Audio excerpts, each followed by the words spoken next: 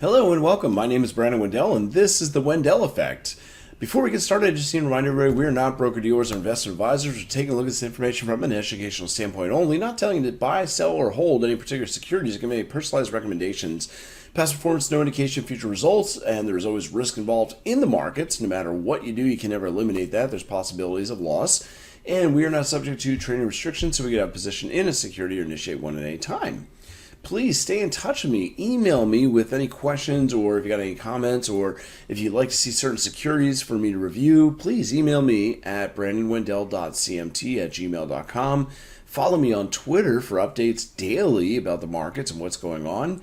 And you can also please hit like and subscribe for this video on YouTube, so that way we can continue to bring you this material as well as other material we're going to be bringing to you very, very soon in the chart school.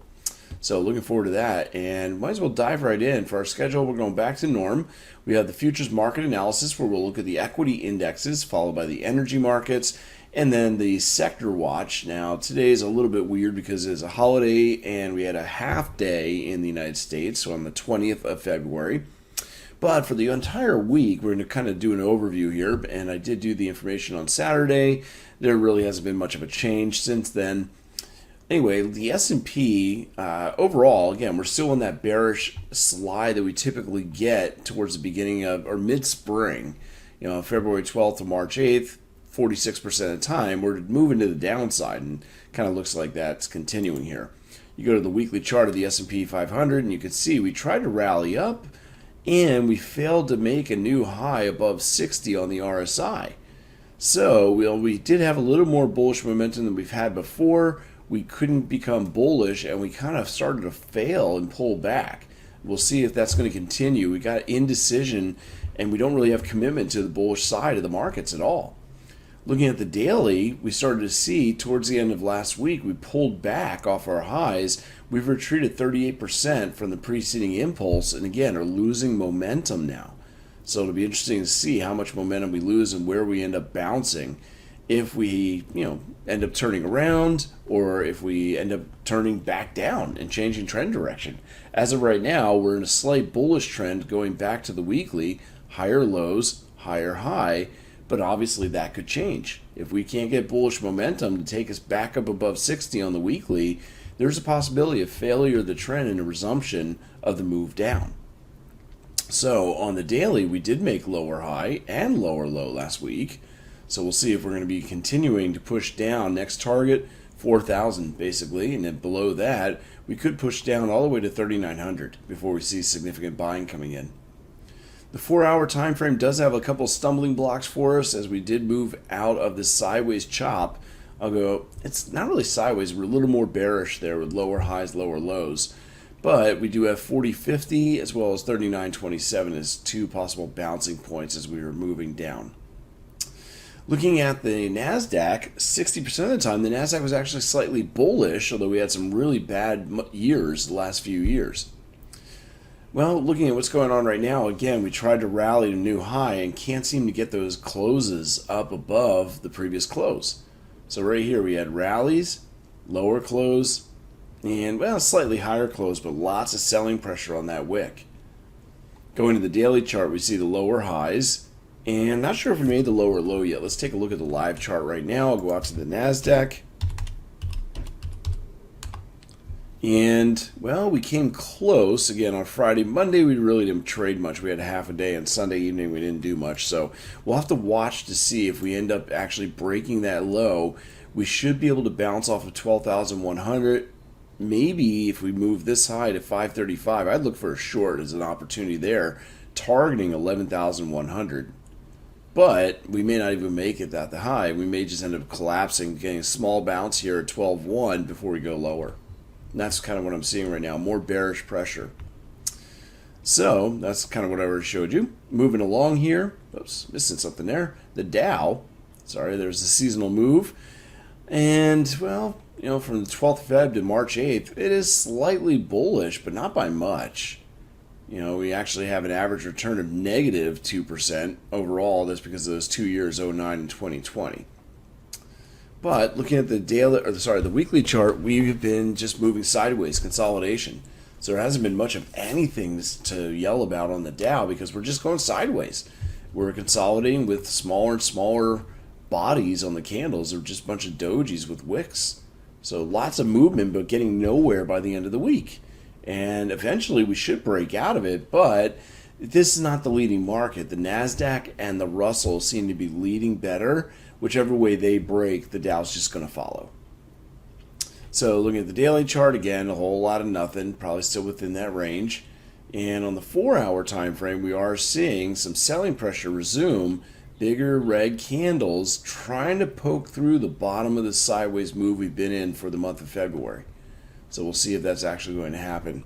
Again, the market did go live, but it was a very small move on Sunday going into Monday. You see Sunday night, a little bit of bullish move. Nope, actually that was Friday, so it's all bearish in the small holiday trading that we had going on. Very light volume too, but we're likely to see on Tuesday, a resumption of the selling and push to the downside.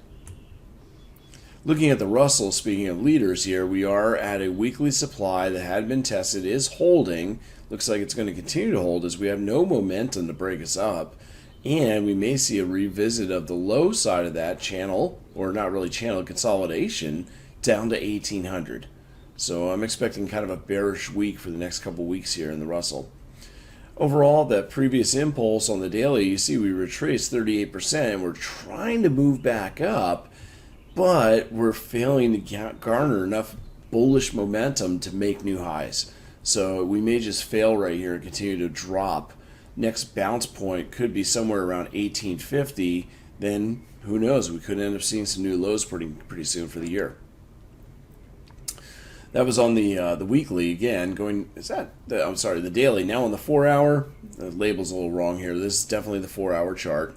We kind of bounce off this supply multiple times, which normally you would expect us to move down, but we just don't have enough bullish momentum to go anywhere, and just moved a little sideways.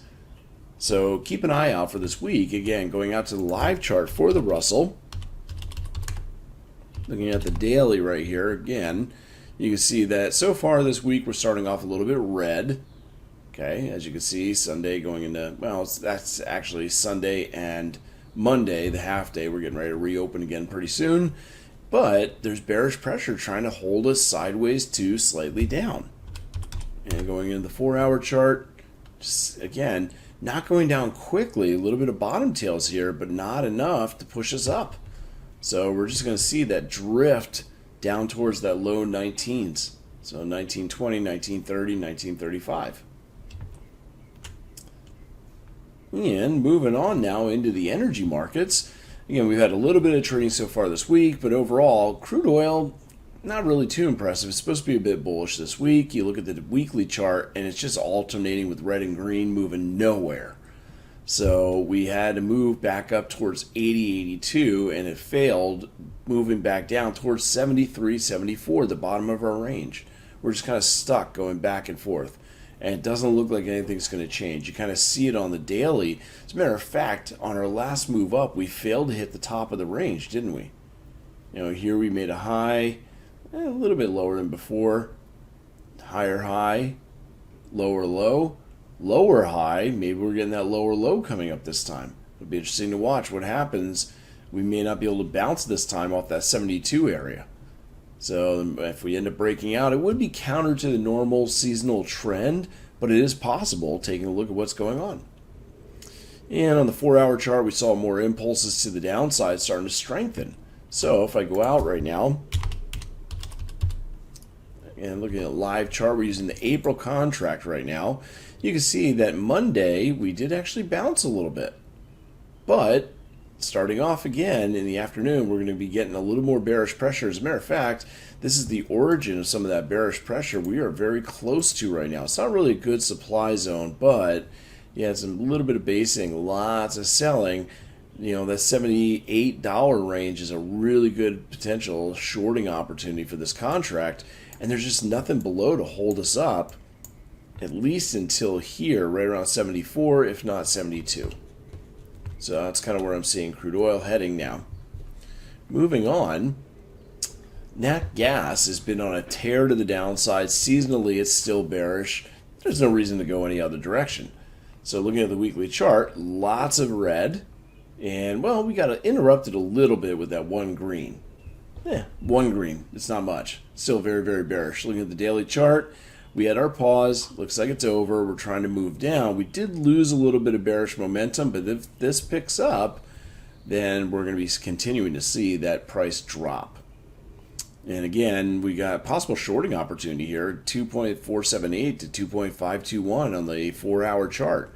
Lots of bearishness. We want to be able to sell those supply zones. That's my next one. Target one would be 2.215. We can take a look real quick to see what might be target number 2. Oops, sorry, it was NGJ 2023. Had the wrong one there. And here we are on the 4-hour time frame that we were just looking at. If we get that pullback up to that 2.478, I'm looking for a move down to 2.215 and then to 1.89 ultimately to the downside. So lots of potential there for selling pressure. Looks like it will continue. On gasoline, we have retraced very deep our last impulse up. We tried to make a new high. We did. Pulled back a little bit. This one's still, well, it's not very bullish. As you can see, actually the RSI on the weekly chart's making a head and shoulders. Look at that. Actually, let's go out to the live chart. Oops, RB. Weekly chart, and I'll show you what I was looking at right there. It's not on price itself, but it's on the RSI. You can actually get these patterns just like you would on price.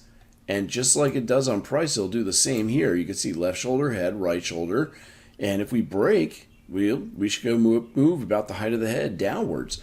That's going to lead to bearish pressure on the actual commodity. And as a matter of fact, we go down to the daily chart. You can see that we pushed up in our shortened session that we just had, going down to the 4-hour. When we reopen, you can see we already pinged off there with very light volume in Monday morning on the half trade day. When we open up on Tuesday, coming into that selling pressure again, the 2.66 to 2.69, that may be a sell opportunity as we were getting ready to drop yet again. So we did form, I would say this is kind of a weak little demand right here at 2.58, but you want to keep an eye out for it because you have drop base rally.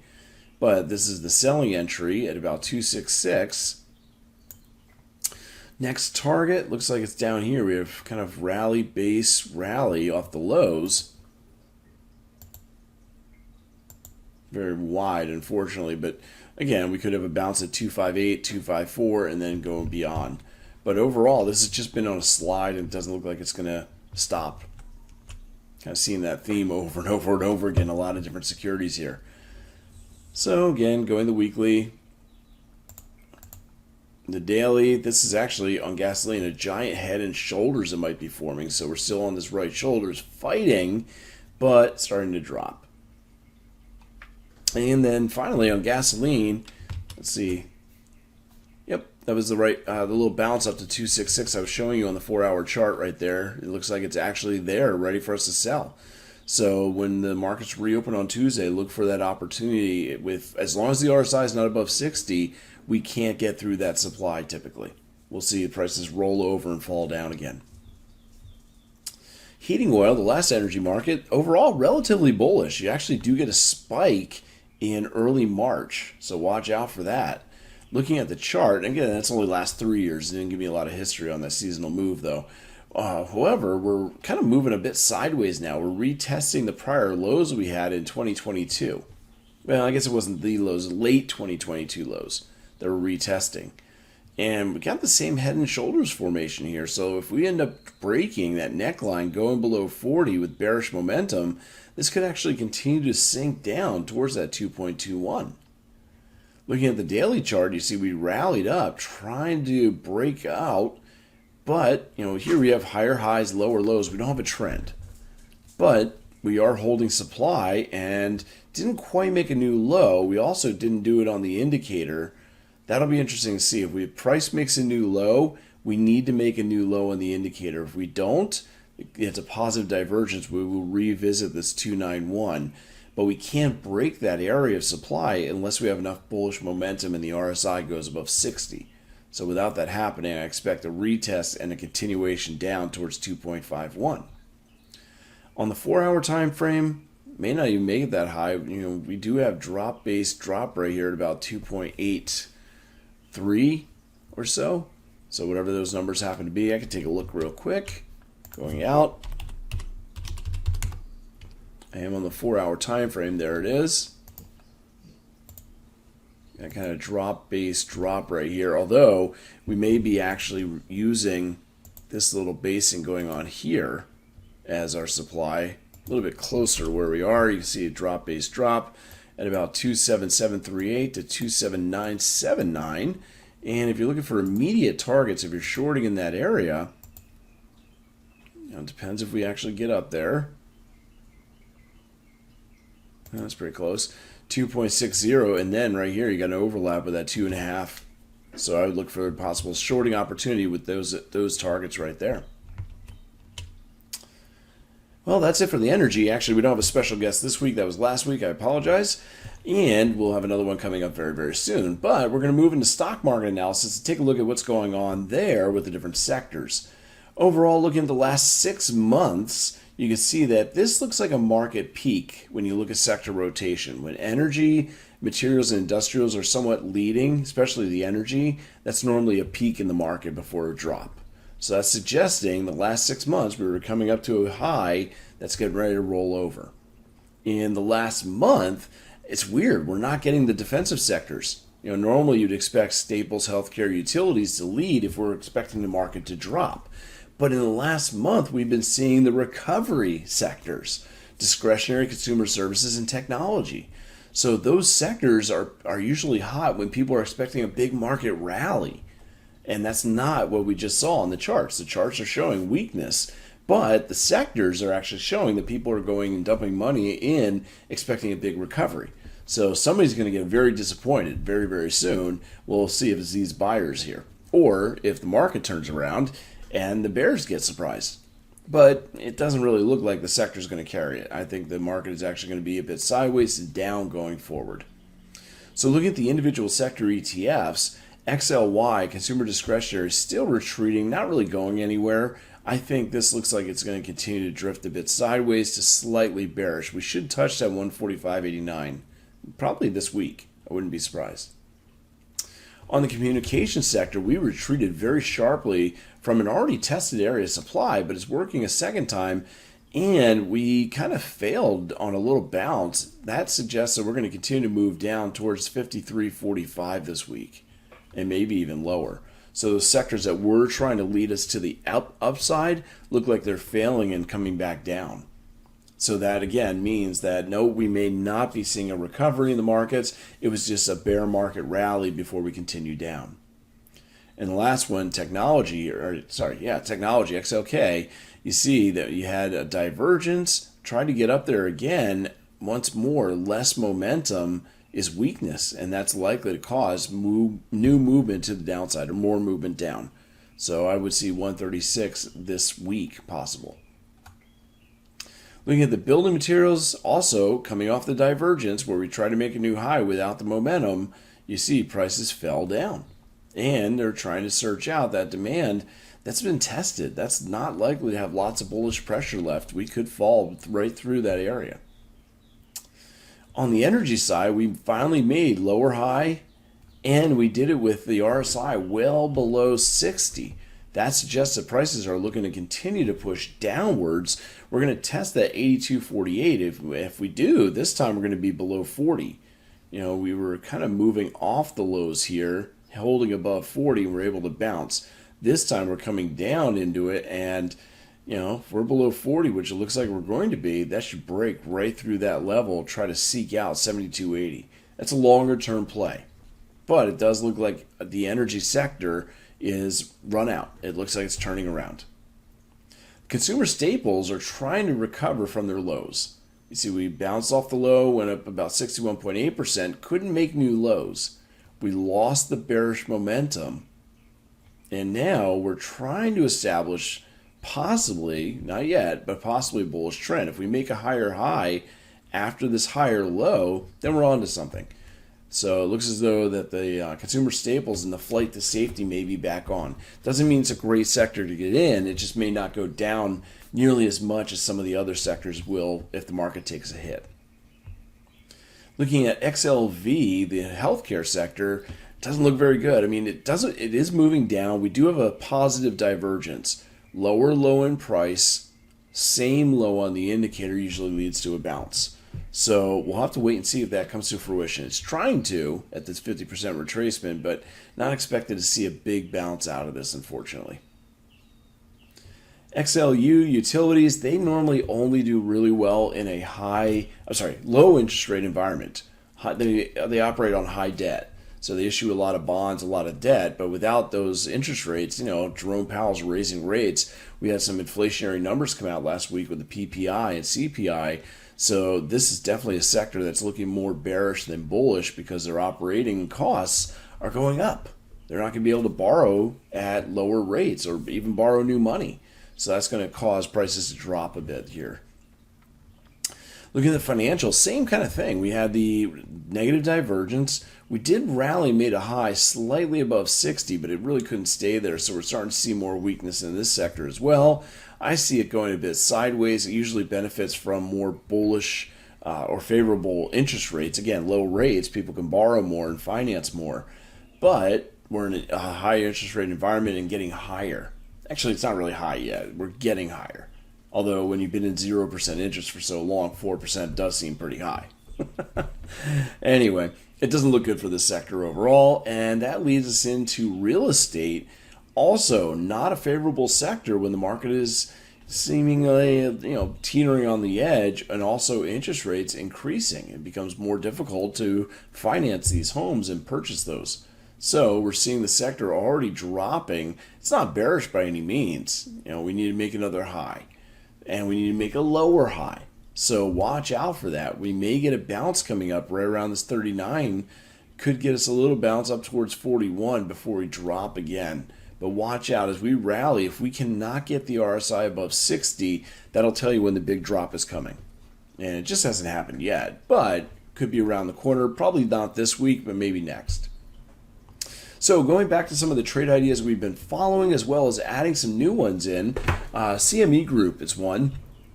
And looking at CME Group, overall, from the 19th of February to March 4th, 86% of the time, that stock rallies. Average gain, over 2.5%. Looks like a good one, right? We got to find an entry. Well, looking at the daily chart, you can see we've already rallied over earnings. Get a little bit of a pullback and try to rally again, but it struggles here. Couldn't really make a new high. Maybe a little more sell-off coming before we continue to push higher. So going down to the 4-hour chart, watch for the retracement. You see we lost momentum here on that second peak because we had all that big momentum after the earnings there. But if we can get a nice buy opportunity, I would love 183.26. Right here, 38.2% retracement. We may not get there. We might only pull back to 185. But I'm going to be looking to buy at one of these Fibonacci retracements and placing my stop at the next level down. So if we try to bounce here at about 185.59, as long as you see prices turning around in that area on the 4-hour chart, potentially long with the stop loss below at 183.26. Or if it continues to be bearish, maybe look for bullish activity and green candles coming in around the 183, placing the stop at the 181.39. So we'll have to wait and see what happens this week. Evergy was also a bearish stock 80% of the time through the month of February, from the 19th to the end of the month. Big drop here, again, over 2.75% on average. So looking at EVRG, you can see we got a really nice supply zone here, rally-based drop that begins at 63.10 to 63.68. First target right here, about 59, was about 59.18 for that first target. So keep an eye out for that. You might also want to take a little bit of profits here at 61. There is some buying pressure there as well. Yum Brands was one that we had picked a while ago. Unfortunately, it continues to push up. Not unfortunately. I mean, it pulled back a little bit. I was worried last week of this retracing because we couldn't get above 60.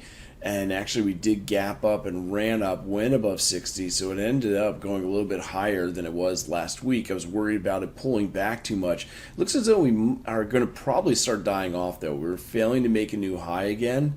We did here on Monday, but after that, we couldn't get back up there. So if you got profits by getting in early here where we had our demand, you probably need to take those profits and run if you haven't already.